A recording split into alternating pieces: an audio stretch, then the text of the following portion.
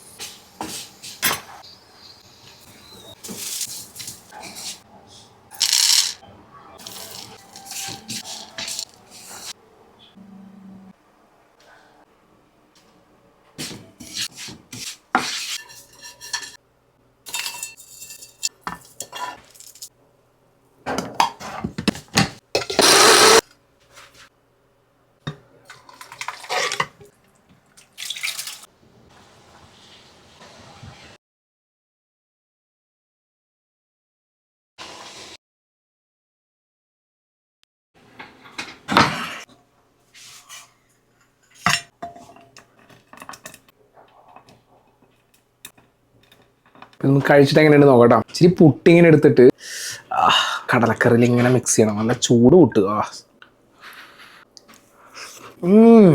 ഓ, പുട്ടും കടലയുടെ കോമ്പിനേഷൻ ഒരു രക്ഷയില്ല കേട്ടോ. അടിപൊളി. അപ്പൊ നിങ്ങൾ ഒന്ന് ട്രൈ ചെയ്ത് നോക്കി. എന്തായാലും ഇഷ്ടപ്പെടും. പുതിയ റെസിപ്പിയായിട്ട് നമുക്ക് അടുത്ത വീഡിയോയിൽ കാണാം. അപ്പോൾ ശരി.